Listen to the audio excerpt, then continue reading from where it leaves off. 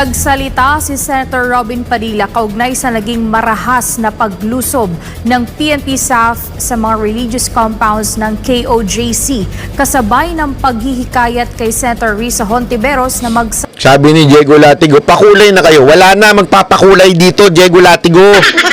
Ni-recruit na ng ibang mga vlogger. Ginawa na ng GC. Tapos sinabing, huwag kayong pupunta sa Banateros, ha? Dito lang kayo sa amin. Pag nagpunta kayo doon, tatanggalan namin kayo ng jacket. Mawawala kayo dito. Hindi na kayo kasali, hindi na namin kayo bati.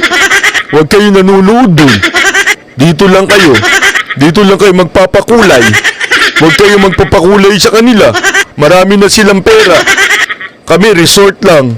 Ay, mali. Walang ganun. Nagawa din ng investigasyon sa Senado. Samantala, naniniwala si Senator Padilla na pinag-isipan ni Vice President Sara Duterte ang kanyang desisyon na magbitiw sa gabinete ni Pangulong Bongbong Marcos Jr.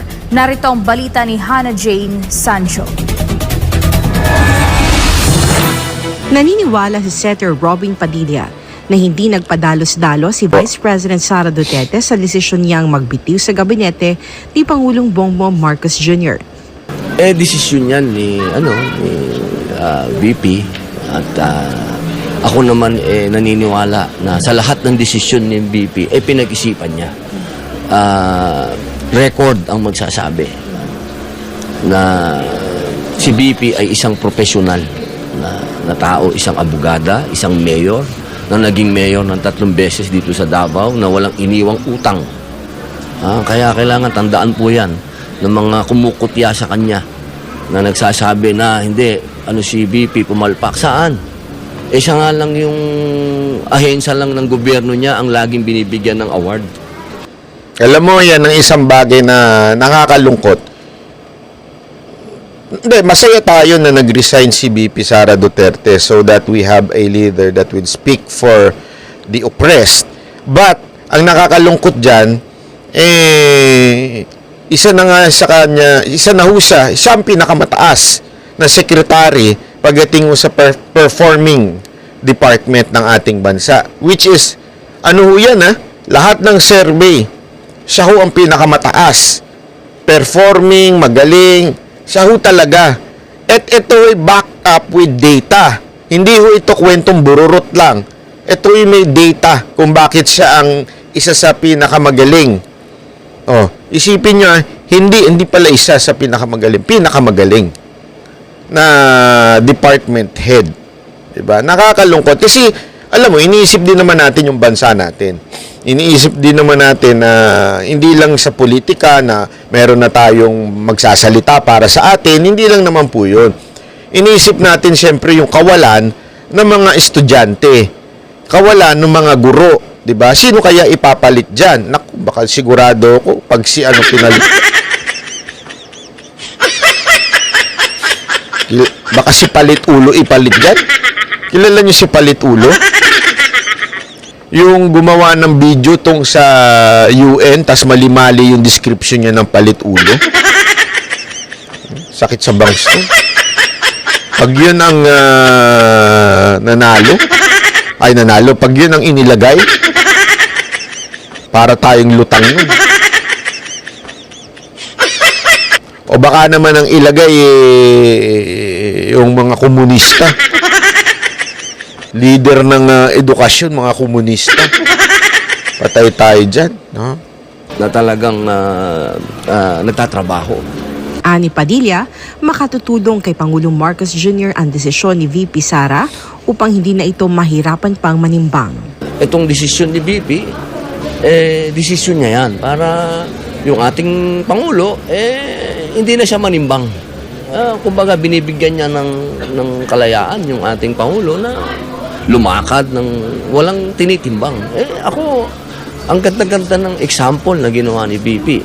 Sinacrifice niya yung kanyang oposisyon para magkaroon ng katahimikan. At siya naman, magawa din niya yung kanyang trabaho bilang VP. Ang linaw naman ng kanyang sulat, diba? Gagampanan niya yung kanyang pagiging Vice Presidente. Kaya ako'y hanga talaga kay Ma'am Sara.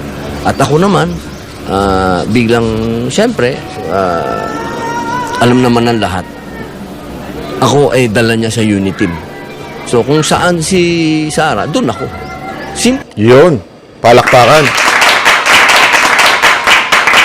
Kung saan si Sara, doon ako. Oh, ha? Oh, ha? Oh, ha? Oh. Hindi, kayo.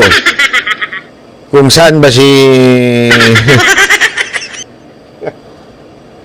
Hindi ko na mabanggit yung pangalan. Hayop ka.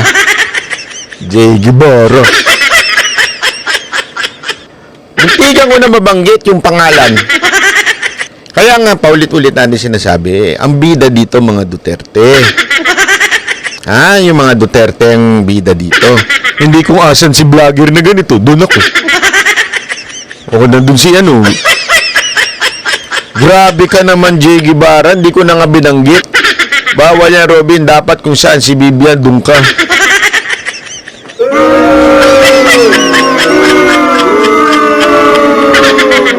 Huwag ganun. Kung saan si BP Sara, doon tayo. Huwag yung kung ano ng mga sinasabi ninyo. lang. Samantala, hindi naman maitago ni Senator Padilla ang pagkadismaya kasunod ng marahas sa paglusob ng mga armadong PNP staff at CIDG sa mga religious compound ng the Kingdom of Jesus Christ, particular na sa headquarters nito sa Davao City, Prayer at Glory Mountain na matatagpuan sa paanan ng Mount Apo at sa Kitpog Compound sa Malungon, Sarangani Province. Ikinalungkot ng senador na labis na naapektuhan ng mga batang nakatira sa mga religious compounds na ito. Una po sa lahat, ang message ko ay Kung asan si Morales, doon ka? May bago kang bayani, Jay Guevara. Nagbuwis ng buhay yan para sa bayan, ha? Huwag mo inaano yan. Sama nang ugali yung mga banateros kayo. Nagbigay ng buong buhay niya yan. Sinangkalan niya ang buhay niya tapos ginaganyan niyo.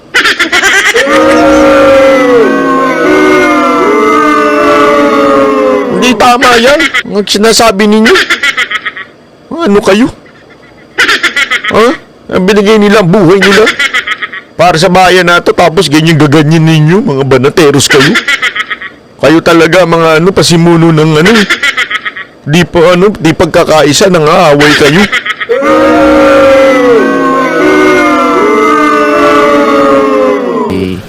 yung mga bata kasi, tandaan po ninyo ang sabi ng mga expert, ang parang sponge ang utak ng bata.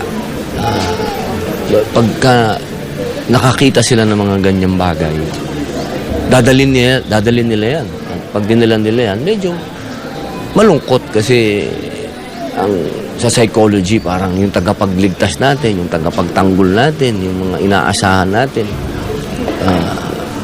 na civilian,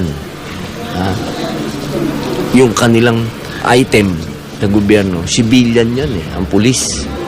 Hinikayat naman ni Senator Padilla si Senator Risa Ontiveros sa Alam mo, tama yung sinabi niyang yun eh. Alam niyo ba, may namatay pa nga na IP dahil sa ginawa nilang yan. Mamaya ibabalita natin yan. Actually, nakita ko lang yan, napanood ko sa... Kasi hindi lang pala talaga yung KOJC yung pinuntahan. May mga lugar pa silang ibang pinuntahan na di baril talaga na pambabastos. Meron nga daw isang IP matanda parang inatake sa puso or something.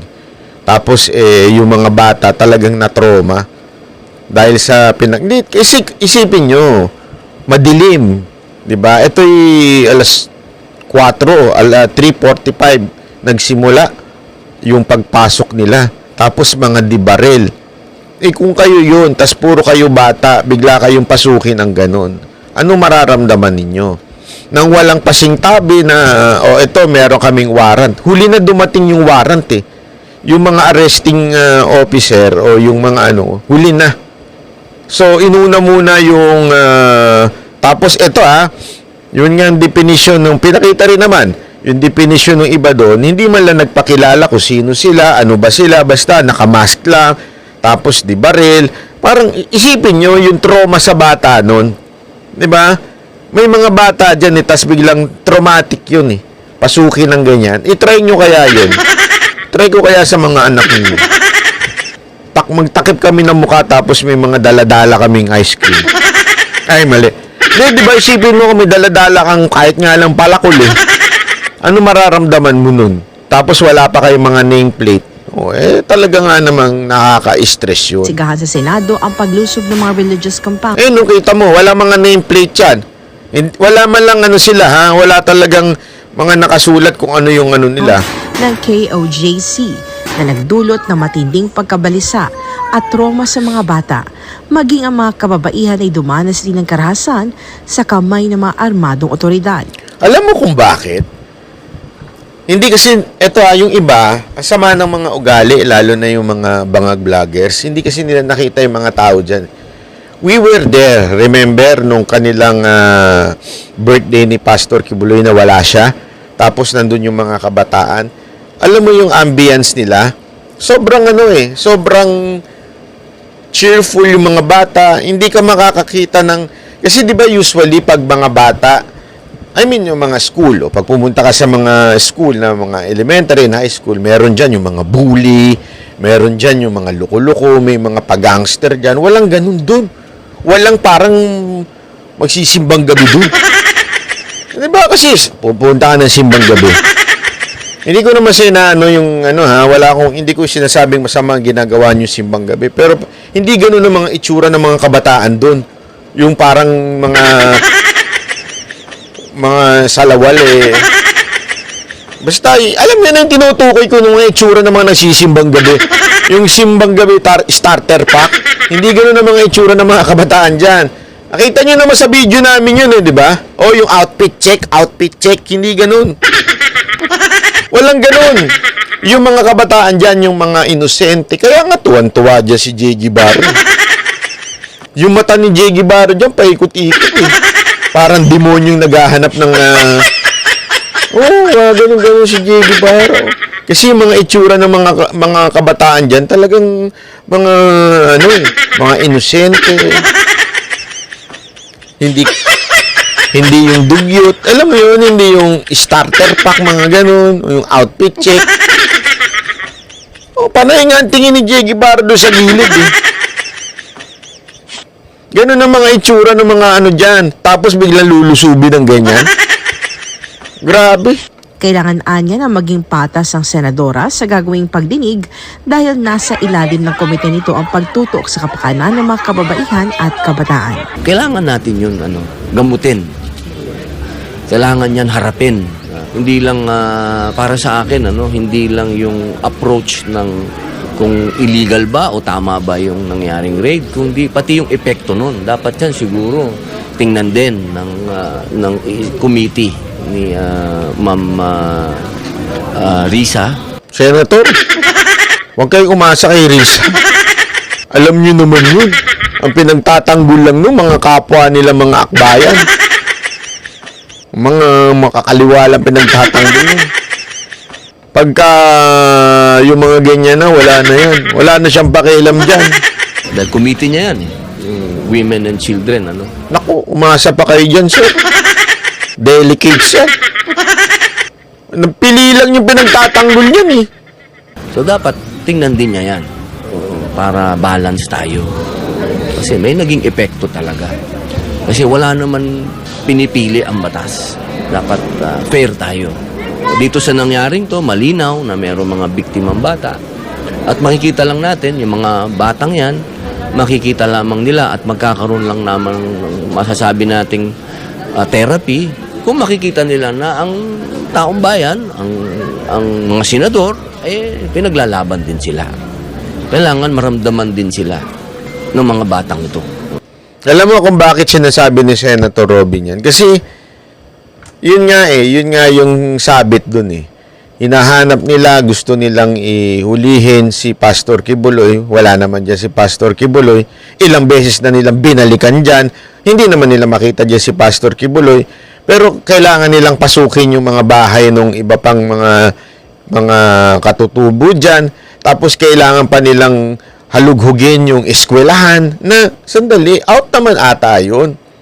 Wala ho sa una-una, wala ho sa batas yan na hahalughugin mo ang lahat nang hindi ka nagpapaalam ng maayos.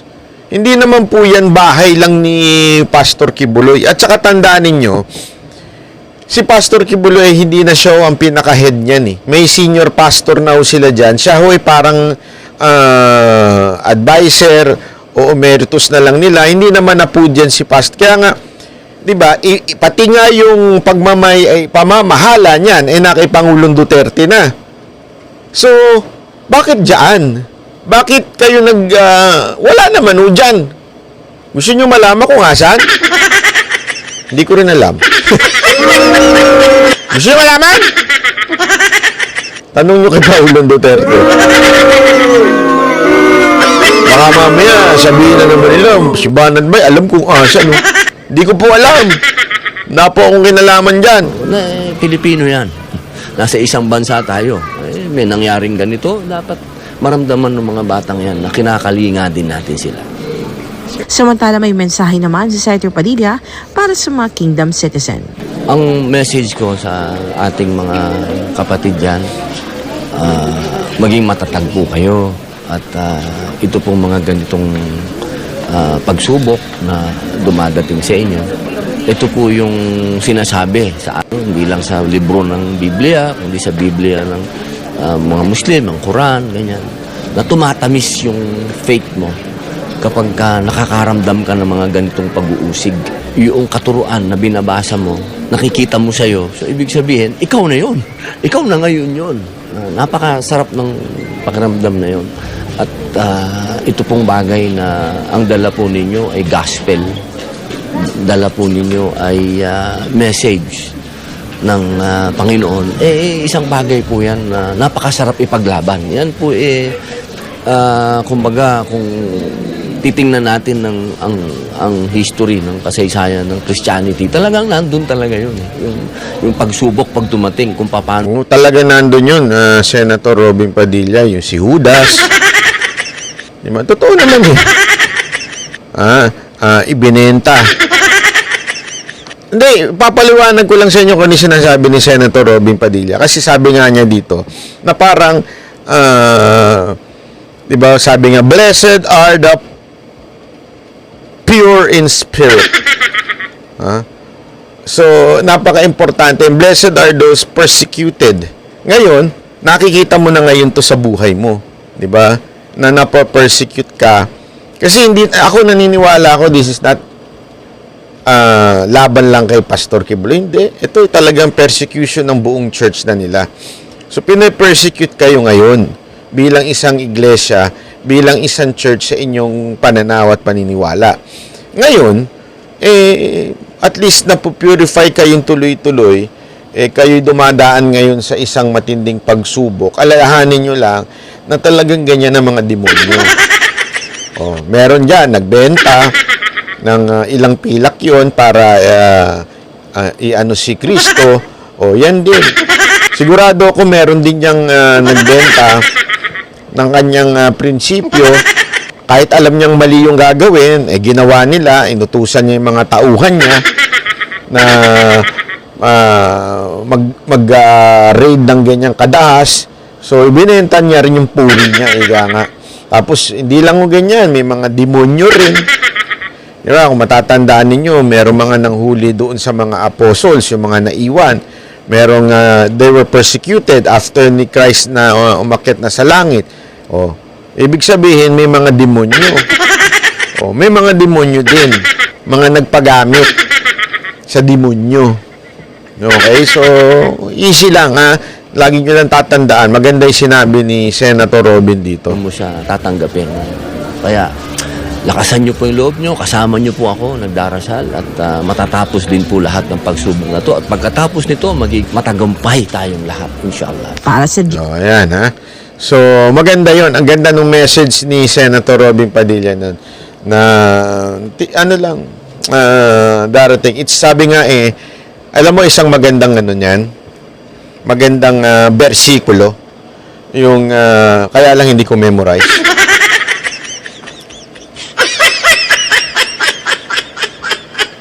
I-google nyo na lang, ha?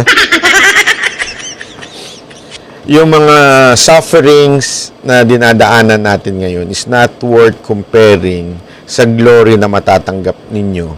Kasi no one can say kung sino ba talaga ang may relasyon sa Lord. No one can say that.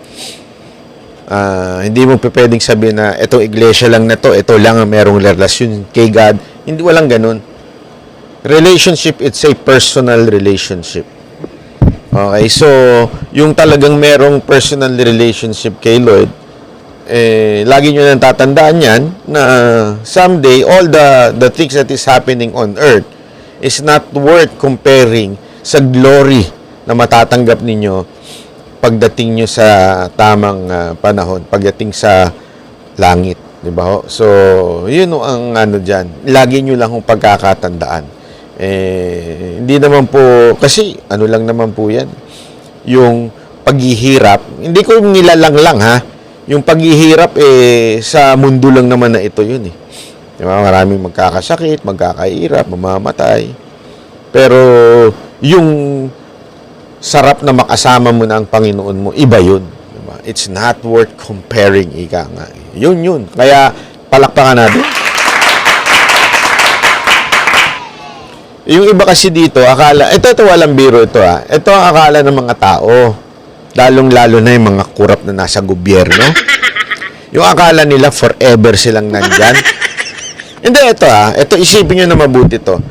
Marami sa mga tao nasa gobyerno, akala nila tatagal sila forever dyan. First, hindi sila tatagal forever. Kahit tumagal man sila forever, kahit magkaroon sila ng 2 term o 3 term, di ba si Ferdinand Marcos Sr. nga, ilang term yun, naka 21 years. After nun, isipin nyo to 21 years siyang namayagpag. Diba? 21 years siyang hari, presidente. Pero, hindi nyo ba naisip to na kahit anong pigil ng tao na hindi mamamatay. Kailan yung namatay si Ferdinand Marcos? Hindi ko sinasabing masamang tao si Ferdinand Marcos Sr. It's not for me to say that. Pero naging presidente siya, naghari siya for 21 years. Sabihin mo na lahat ng tao sumusunod sa iyo, bla bla bla. Ang tagal na nun, kailan yun? Ilang taon na siya ngayong patay? Di ba? And tanda natin, that's for eternity. Akala kasi nung iba, pag namatay ka, napipikit ka na lang, tapos lumilipad ka na lang sa langit, parang may ulap. Ganun ka. Hindi ho ganun ang buhay. There is a second life like this. The same like this. In a glory state. Same. And that would be forever. Eternity. Walang katapusan. Where would you spend that? Doon sa dagat-dagatang apoy? Hindi, isipin nyo na mabuti yun, Dagat-dagatang apoy na pinapahirapan ka ng mga demonyo. Bakit? Sinunod mo sila nung nasa lupa,